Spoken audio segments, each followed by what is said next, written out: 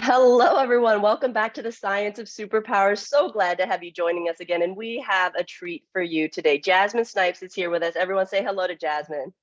Hello, Jasmine. Welcome. Hi, thank you. Very cool. And Jasmine's here because they are amazingly powerful, have incredible superpowers. But we're going to start in first and remind everybody about our current feature. The Superpower Network celebrates courageous creativity with pride, honoring LGBTQIA contributions to how we see our world, how we see each other, how we express ourselves, how we live, and how we love. In every era, every culture, and every nation, individuals challenging the status quo for an opportunity to creatively self-express make it possible for all of us. Thank you for having the courage to share you with us and inviting us to look deeper within ourselves toward what's possible. We love you, love each other. Folks, we are here for a fabulous, fabulous conversation all about power, privilege, and radical inclusion. But before we jump into that, Jasmine, what are your superpowers and how are you using them for good? Yo, Tonya, that's a good question. So what are my superpowers? If I were like to freestyle about it, I would say that I help communities, folks, peeps, furry peoples, whatever, or furry animals, I should say. I don't know, be lovingly accountable, connect the dots, do the work, elevate voices, and also do that simultaneous need to care for yourself and fill your own cup so that you can pour in the cups of others. Oh, beautiful. I love that. And you've done that in so many amazing spaces, right? You really have an incredible breadth of experience. And now you're working with clients through your consulting firm.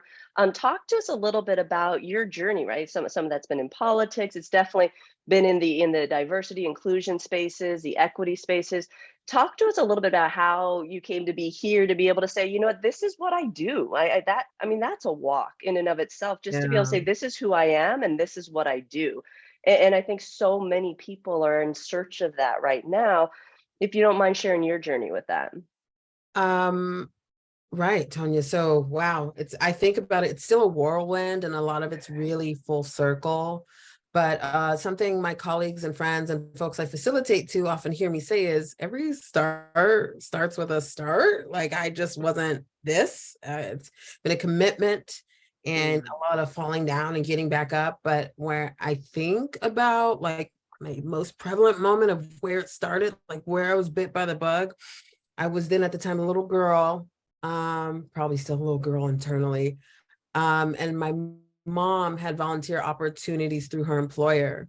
And so we would do immunization clinics, we would do help build housing through Habitat for Humanity.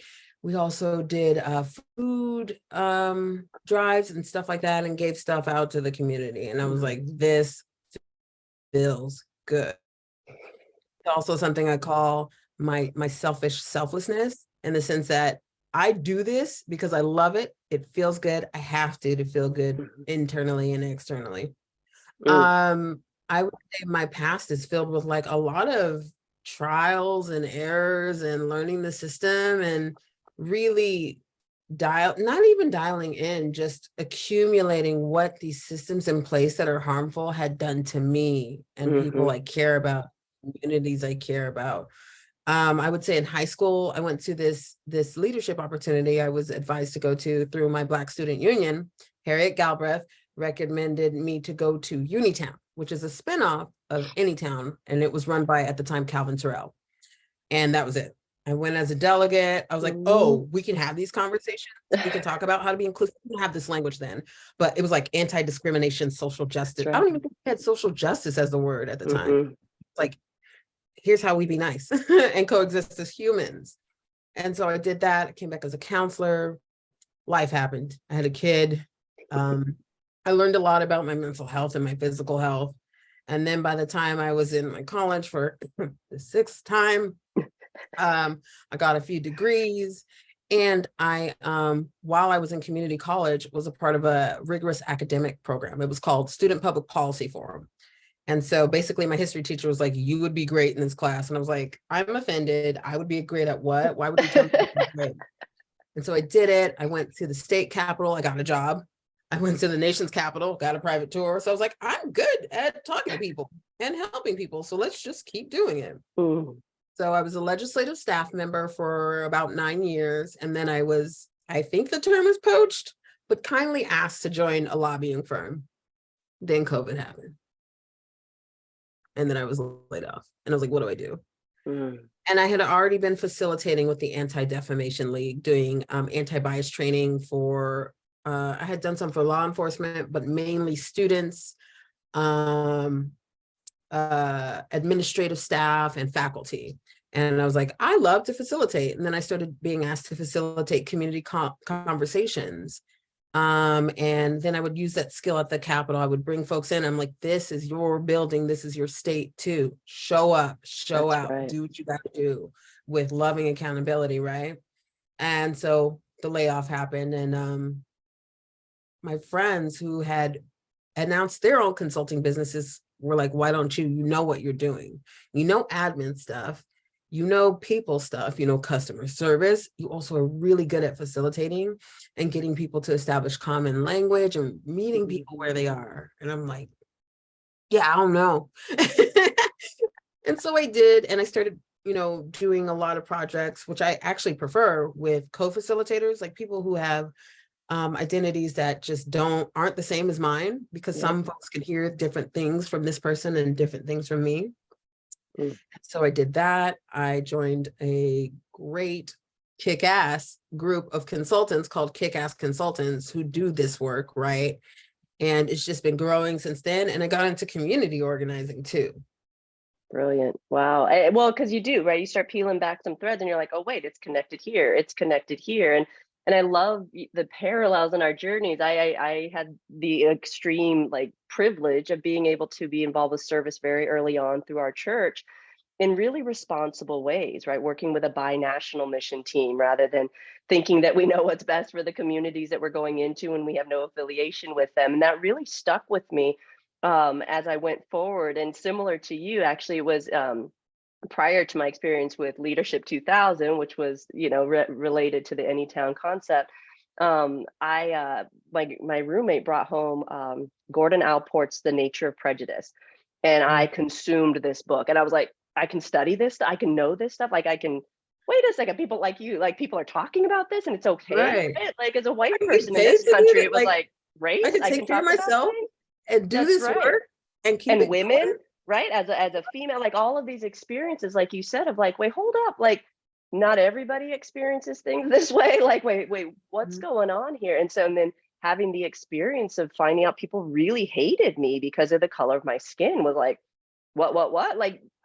That wasn't in my manual, being brought up. And so it was really amazing to have a place where I could talk about it, right? And I could hear about it in a way that, kind of sucked at the time, but it was so helpful to see those reflections and to have a place where I could get messy and kind of grow through it. And then, fast forward into teaching those things at ASU, even as an undergrad, because people just didn't know how to mitigate for these things in the classroom.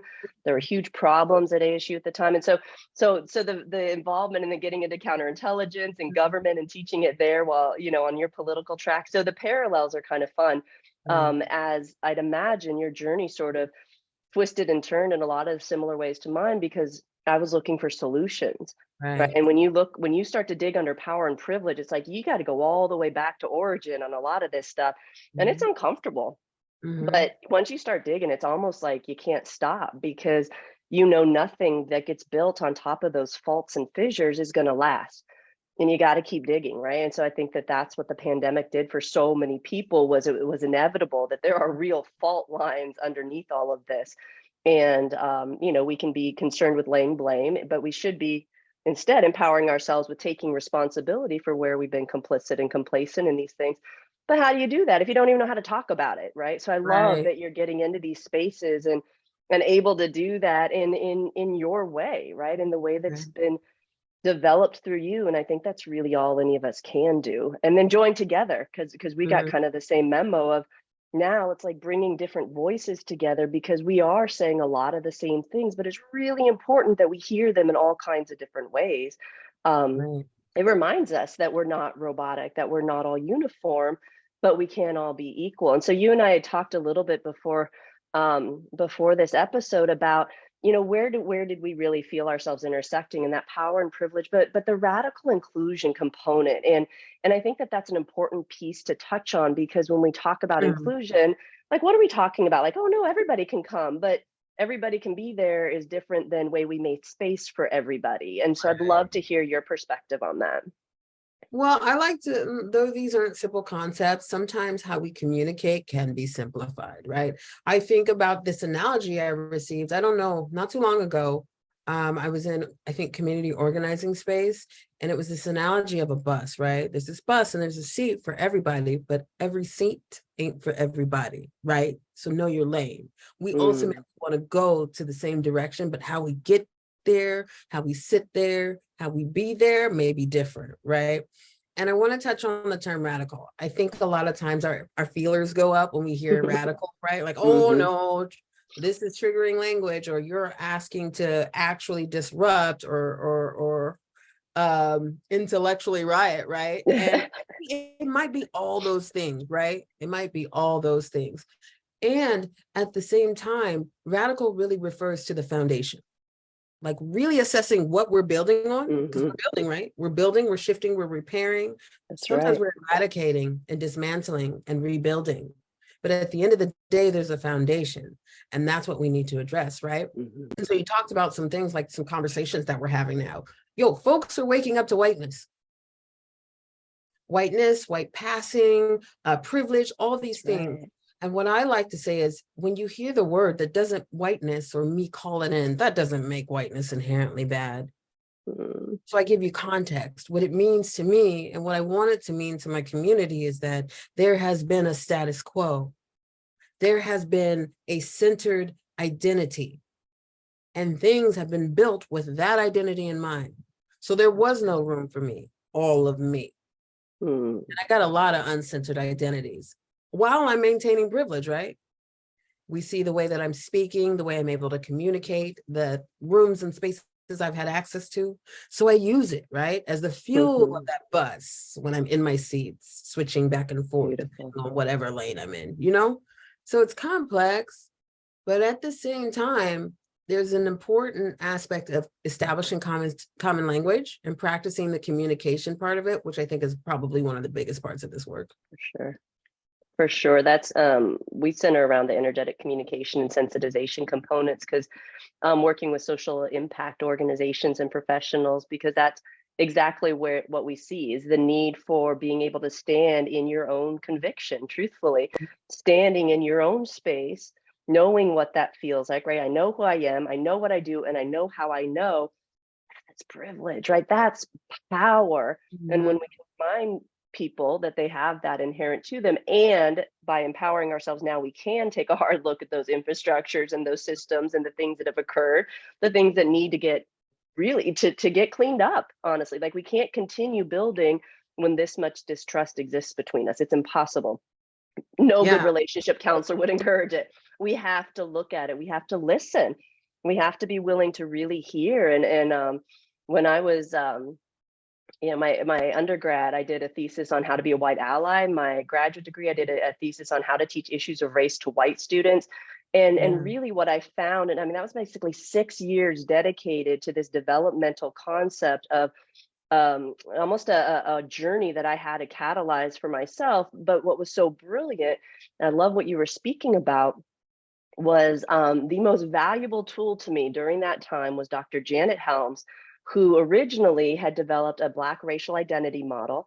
And when she and her sister had gone out to get it published, publishers didn't really believe that there was a difference, right? They were like, what do you mean there's a difference in the Black journey, right? And they're like, I'm pretty sure there's a difference.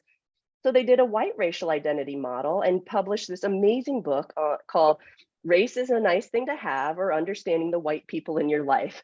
And it read like a little workbook, right? And years later during the pandemic, I got to bring her on the show and share, because in my world, she was a pioneer in providing something that I could look at developmentally and say, okay, I can follow this, right? I see myself in this, and there's room for me to grow, right? And so I love that you talked about whiteness, and part of it is being okay saying I'm white, And that Yeah. actually means something really, really important in this country specifically, and in other countries, but namely in this country, that means something very specific. It Right. means that you have some idea of kind of a little bit about what my journey was like, and not all of it, right? I don't, that's not all I am, but it is an aspect of who I am, which means that the systems were designed for me.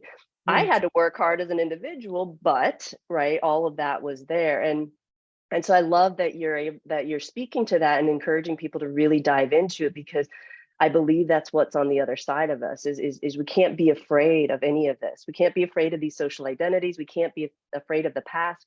We have to turn around and look at it and say, okay, what can we learn, right? What can be done? How do we make amends? And how do we build together moving forward?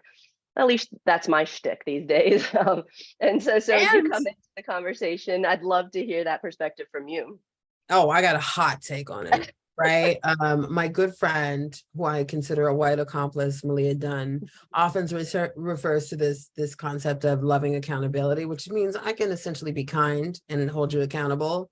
And for some folks, we don't have time and patience for that, right? That's Because right. whiteness has been also dangerously closely associated with and married to concepts like supremacy, That's right. nationalism, Inherent within it, because privilege has to oppression. protect itself. Right. This is how movement and change was happening to benefit a very specific group and That's folks who right. could assimilate or pass for that group. And it's important to point that out. That's Does right. it make, whiteness bad? Does it make you bad because you pass for white? No. But it sure is kind of crappy. I'm a cusser, so I'm trying not to. It sure is pretty We'll crappy. mark it explicit. You can be however you want to be. It's shitty. It is It's shitty shitty. for you to censor your own discomfort and your own status over the well-being of others and equity. It's shitty. Shitty. If you stand to risk social standing and you're afraid to do that because you don't want to talk about equity or the real things that are in the way, that's shitty. But Agreed. if you want to, I got your back. And I think that that's where we're at, right? It's the need to one to be held accountable. So we do need others reflecting and going, no, just Yeah. know complacency is not good enough, right? I had amazing friends throughout my journey who would not let me be complacent, and my relationship and love for them didn't let me be, right? I was like, I can't listen to something knowing that if they were standing right next to me, I couldn't look them in the face to say I sat here and listened to that, or I watched it happen, or I was the one following the security guards around because they were following my friends around. I was like, dude, no, Mhm. not okay. This is not okay. You can't do this. And the matters are incredibly complex. To your point, I think that as we've learned in our spaces is that many people are very ready for solutions. They're very ready for guidance on how to deal with this. Like since the pandemic, I mean, I've seen a readiness that I've never seen before. And I've been in this conversation for going on 30 years, right? Mhm. Knowingly, formally in the conversation, which is nothing compared to people who've had the lived experience their entire lives long enough, right? Like to your Right. point, like some of us don't have the time or the patience to coddle that anymore, and that creates additional fear. And I know it does. However, it's just like anything else. Educate yourselves. If you are afraid, then start figuring out why. That really is your responsibility and nobody else's. If you're feeling a little bit out of favor, you probably are right now, but that means you're identifying with the things that you don't find favorable. Why is that? Right? Mm. Who are you then? And what do you want to identify with? And how do you become that? Right? How do you develop into that? And taking some personal responsibility, which unfortunately, the very downside of privilege is that you didn't have to. And Absolutely. now it's coming to roost. And I will say that everybody who's synthesized and evolved through what I call the prey filter, which is any marginalized group, when you've had to learn how to translate yourself, how to understand others, how to understand yourself, and have to do all of this conversation, you are incredibly well positioned right now for a very fluid, very abstract, very changing world, because Mhm. your world's always looked like that. Mhm. So what I see right now is an incredible shift of power going to the hands of those who actually can navigate this world that's unfolding in front of us, because it's not the world that we thought it was, right? It's not constructed in the way that we thought, and it's not going to go back into those boxes. Too many people have spoken, too many Right. of us know. And so I see a really beautiful picture unfolding of what happens when you build on a system of privilege. There's a natural self-destruct mechanism, and come to find out, the underprivileged actually hold more of the power. Yeah. Surprise. Hit it up for the global south. And here's the thing too. I mean, there's so many things, right? When I think about allyship and how we're so quick to put on that badge, that pin, right? And it's like, how do you move from that performative title, that one that has all those traps and tricks that you could slide up into centering yourself or your emotions when you're confronted by discomfort, or, oh, I don't know, becoming performative, all those fun traps, into the concept of accompliceship. And that's not mine, right? But I sure do talk about it. I And to love that. me, accompliceship looks like so much, right? It's not putting the burden of the labor and the education on the communities you're learning from, right? Because I'm learning from communities too, even as a person who experiences marginalization, oppression, all the isms, right? It's still, right, very much like this mental and emotional flexing and stretching that has to happen, right? And to me, the accomplice is really getting better and continuously better at centering those closest to the issue, those mostly impacted. That's what we're thinking about. We're not thinking about, that pat on the back. We're not thinking about, but I'm a good ally, it's me. We're thinking about the work and how do we make shift. I had a guest on, and she said it so incredibly beautifully in terms of looking at allyship as an active principle, right? You go to bed and you kind of have what you did that day, but you wake up with a clean slate. Again, you don't get to bank the points from yesterday. Like every day, it's every moment because of the systems that we exist in our spaces. For those of you who want to know, right? So what we did in our spaces is we saw the same thing that Jasmine's speaking to, and so making sure that we're addressing the communities who have been harmed, right? How do you look at the companies that you're benefiting or that benefit from those communities? How do you open that conversation? How do you look at the money, the profit that's come from communities where perhaps there's been harm done, or the ones that just profit off of communities and there hasn't been a natural sort of reciprocity back into those worlds? We look at those patterns, right? Those energetic incongruities, and we say, okay, what is ours to do in this space? And so every program that we structured, have we thought of access and inclusion? Do we have variable pricing built in? Are we opening the conversations to many, many, many people? Like, what are we doing with the power we hold? If every organization, every entity looked at social impact first, like, what is our social impact? Like, what are we doing that we're not aware that we're doing? And what impact do we want to have? That changes things, right? Because we start to see some of the reciprocity that's absolutely required when we understand creative principles. Like, it's that simple. The other component that we looked at was, we all as individuals have this natural kind of this element at the base. It's a survival program that says protect the self at all costs. We can't get around it. It's a survival program. But what we can do is we can look at how we define the self. And so Right. where we work with people is like, when you see yourself beyond yourself, when I cannot see separation between you and me in the sense of the humanity that we share, and I know that anything I do to you is done to me, I can't dehumanize you. It's just not possible, because the program then protects you also.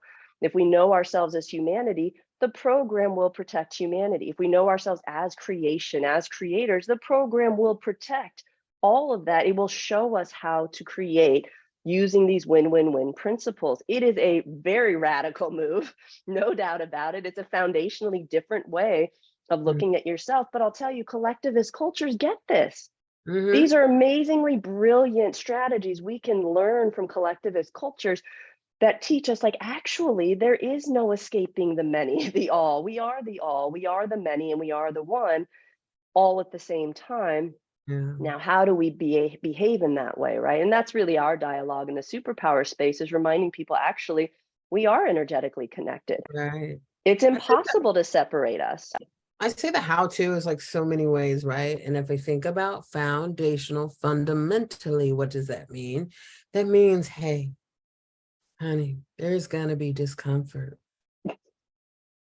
And It'll only take a I didn't, minute. It's okay. just, Just lay not to there. minimize, right? Because I'm empathetic. I totally I get, know. the discomfort of some of this shit, right? But also too, like, how are you responding to that discomfort? That's Is it right. an actual threat, or is this just a space for me to practice? Not Mm-hmm. just, is this a Mm-hmm. space for me to practice and make shift? I That's also right. think about grace, right? What a term. It sounds to me so cheesy sometimes. But like, really give yourself some Mhm. grace and the people around you. A lot of not grace giving contributes, what I see, to miscommunication and the Beautiful. breakdown of collective Mm. cultures. Beautiful. I love that. And I love the practical approaches, right? This is going to hurt. It is a distasteful task. I get it. And your freedom lies on the other side of it. Like Mhm. that's the real kicker, right? Our fear of it is far greater than what it looks like just to walk through and say, wow, I actually didn't know that. And And that's really where I got was like, I get that people assumed I didn't want to know, but honestly, I had literally nowhere in my paradigm to understand it. I had to reshape my whole paradigm to even understand that there was something wrong. That's how hidden it was from me. that's how it, and designed, right? Very That designed. by design, It there was keeps, nowhere 'cause to what put if it. everyone knew? What if Yeah. everyone knew what was actually happening? Do you think that we would be okay? Yeah, And something I think of it's too coming. is like, I'm not saying that you don't have hardship. I'm not saying it's not hard. That's I'm right. not even saying it's a competition. But when you center your uncomfortable feelings over lifetimes of murder, death, and harm, that is still happening, you need to check that. That's right. I'm That's right. And I think we calling for do it. know. Like I think that's the kicker, right? When everything kicked off with the pandemic, I'm like, look, honestly, this is just the beginning, folks, because at some point we're going to remember that we've been lied to about the nature of who we are.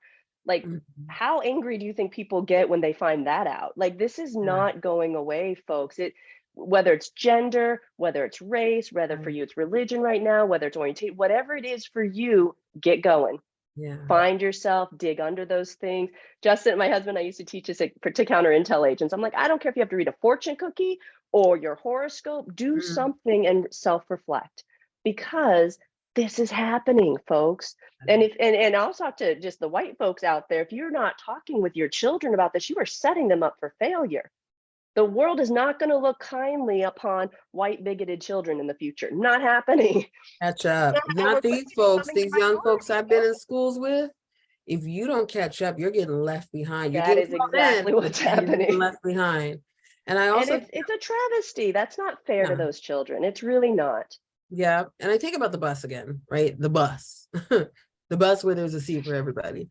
And you're like, okay, well, I'm in the rough seat, with the spring sticking out and the tape and Yep. the patches and the weird paint that doesn't quite paint the seat. And there's like a slight But smell and yeah, there's a smell. Like yeah, it's I don't happening. even know if there's a seat where I'm supposed to be on the bus. I'm kind of just squatting here for a Yeah, minute. at this point, I'm in fetal position, not sure why I'm on the bus. I love to speak from personal experience. So, like, there's this concept of intersectionality. If you want to know whose idea that is and want more information, Google it. It's there, and then keep Googling. And also be objective in the information you receive. Learn that from college. But I think about, what if I have a lot of marginalized identities? What if I'm Black? What if I'm queer? What if I'm also disabled? These are all my identities. What if I came from low income, right? What if I have a lot of trauma? What if I have mental health needs? Mm, At the same time, I have these identities that are pushed on and shoved out and spat at, right? Socially, in change, they're disregarded often. I still have this privilege I can pull on, right? mm. And I'm going to take care of those parts of myself, and I'm going to honor them, and I'm not going to apologize for them, and I'm going to fight for them. And at the same time, there is space for me to do some kind of work. And you might not do what I do, right? You might not be on a podcast. You might not be in front of a classroom. You might not even post a Black square on social media, right? But there's spot for you in this shift. That's right. That's right. Find your seat on the bus, right? Mhm. Because if not, you are going to get left behind. But we have voted. The global community has voted. This isn't ending. The level of variability that we want to self-express as, the individuated creative expressions that are coming out of these younger generations, like if you honestly think we're going back to a binary sort of any of that, it's not happening. We're evolving, and we want to play together. We want to create together in ways that feel good to all of us. We want to know those pieces of ourselves, because there's nothing that you've experienced that doesn't touch me in some capacity. The field is unifying, folks. It's impossible, right? We are individuated, we have our own experiences, and yet we are connected. It's undeniable, and what we do to one, we do to all, including ourselves, and that's the real downside of privilege.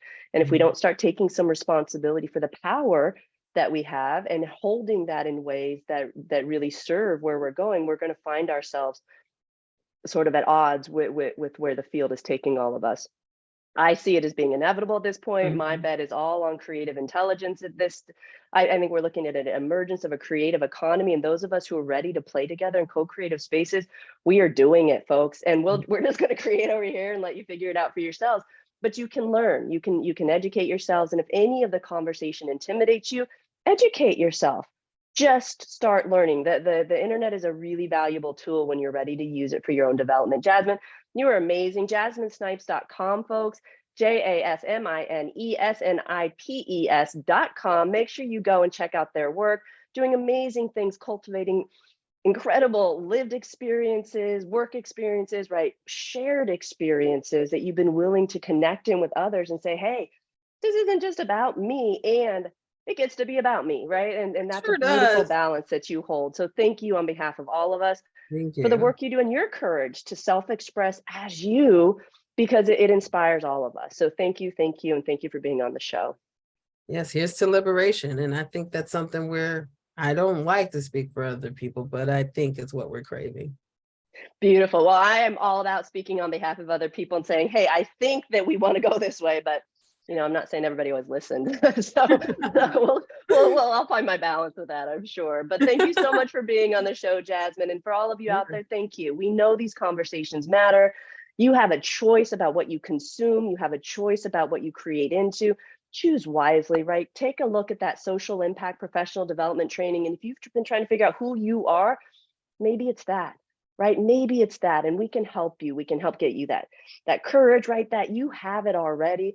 The world needs more social impact professionals who know who they are and who are willing to roll their sleeves up and get to work and do some of that selfish selflessness, right? That where when we serve others, we truly do get to feel whole and complete within ourselves. So go make an effort to do that. Challenge yourself if that's an area you've been looking at, and figure out where you stand in the power and privilege conversation. Don't be afraid of it. There's zero reason for that. We have resources. People are willing to help. Reach out, folks. And until then, remember who you are. We love you, love each other. Till next time.